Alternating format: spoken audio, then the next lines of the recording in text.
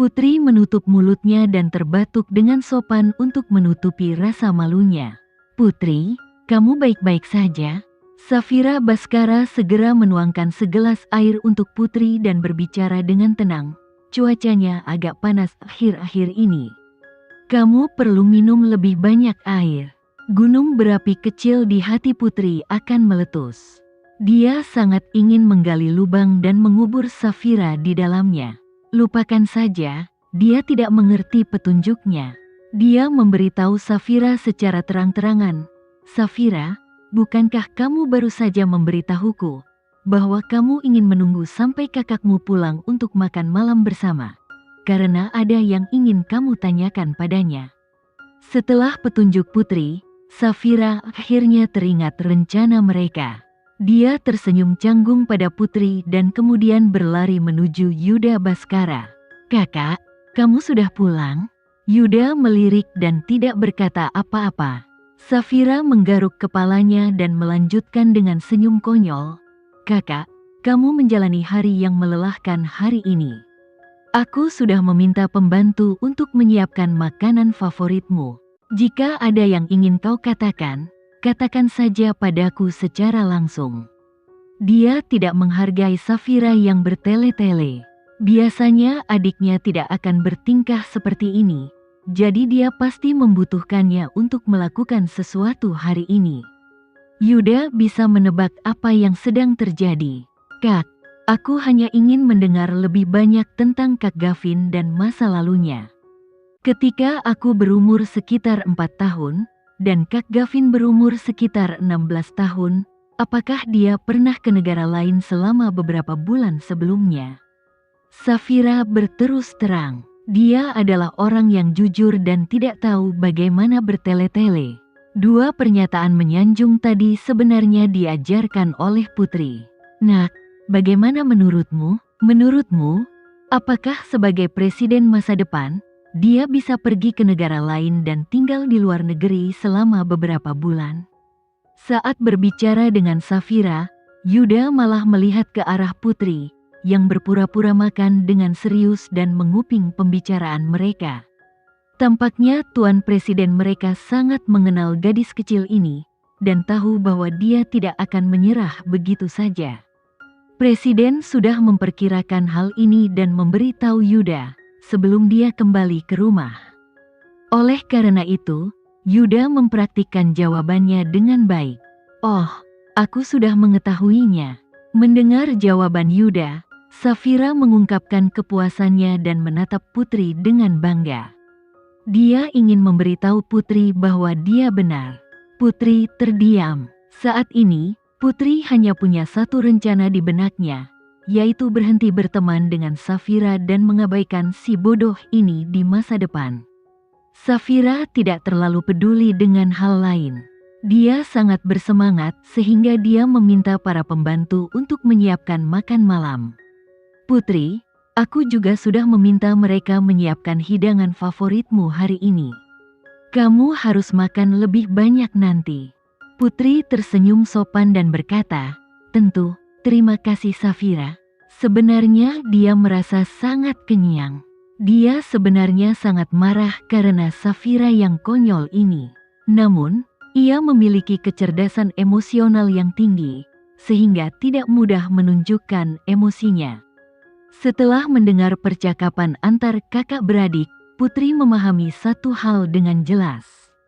Untuk mengetahui apakah Tuan Presiden benar-benar saudara laki-lakinya David, keluarga Baskara tidak membantu. Dia harus mencari cara lain.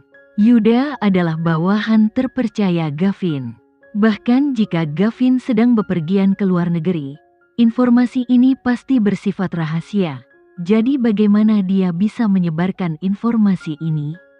Awal September adalah waktu terbaik dalam setahun di negara suhu di ibu kota cukup sejuk dan berangin, sehingga membuat Anda merasa nyaman.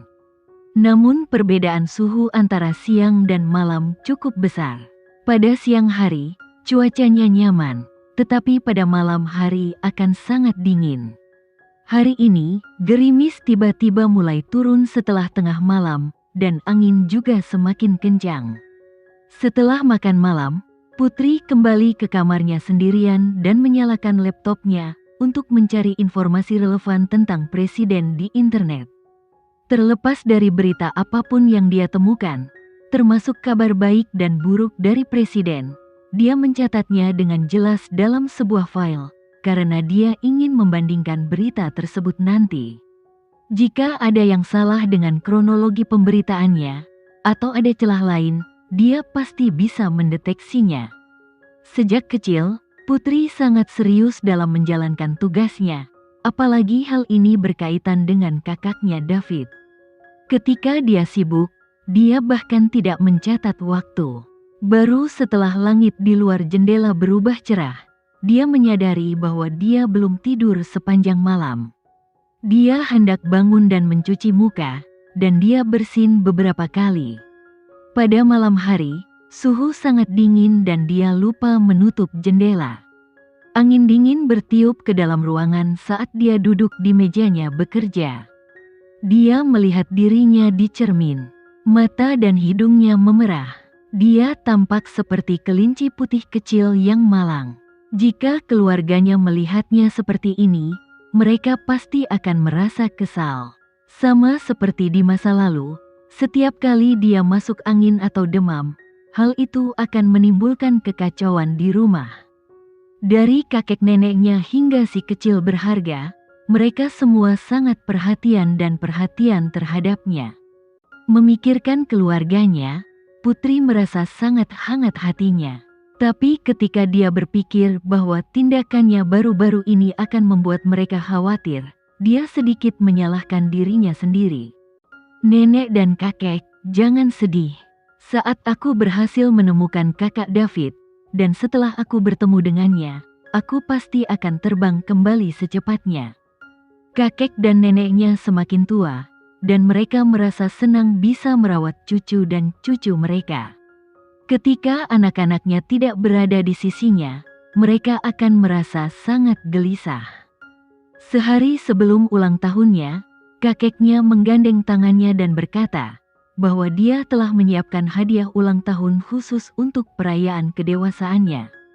Dia akan memberikannya padanya pada hari ulang tahunnya. Namun, dia meninggalkan keluarganya dan melarikan diri pada hari ulang tahunnya. Ini jelas bukan sesuatu yang akan dilakukan oleh seorang anak yang penuh perhatian. Ayah dan ibu, aku tahu kalian sangat mencintaiku. Aku tahu jika kalian melarikan diri, itu akan menghancurkan hati kalian. Namun, selama bertahun-tahun, aku hanya punya satu permintaan. Jika aku tidak dapat menemukan kakak David, aku tidak akan merasa nyaman selama sisa hidupku.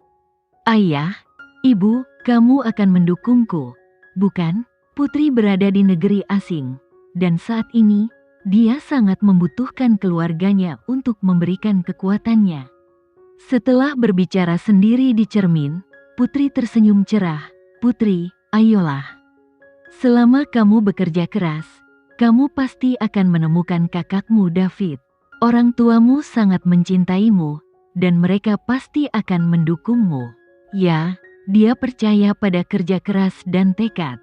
Ayahnya telah mengatakan hal yang sama kepadanya sejak dia masih kecil, jadi dia meneruskan keyakinannya dan berprestasi sangat baik di sekolah dan perguruan tinggi. Dia lulus lebih awal dari teman-temannya. Kini dia harus menghadapi masyarakat sendirian.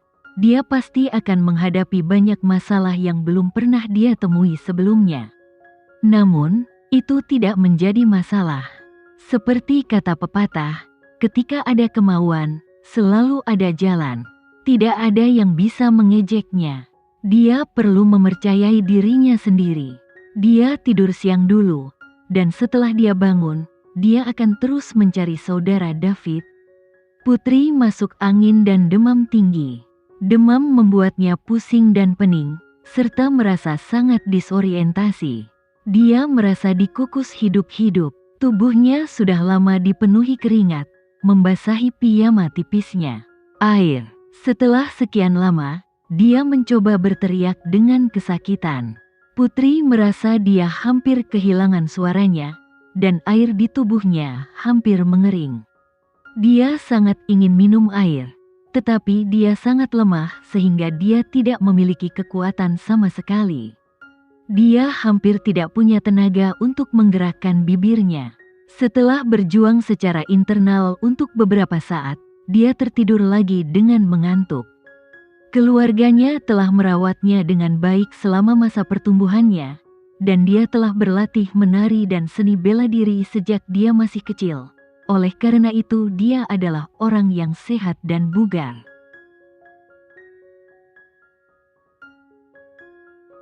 Sekian dulu ya video kali ini, kita lanjutkan lagi videonya di lain waktu. Oh iya, bagaimana menurut kalian? Semoga bisa sedikit menghibur kalian semua. Untuk teman-teman yang baru nonton, jangan lupa subscribe ya, hehehe. Dan kalau teman-teman ada yang ingin gabung langganan, bisa langsung gabung saja untuk dapat fitur yang menarik dan sedikit membantu Mimin. Terima kasih banyak sudah menonton, sampai jumpa lagi, bye.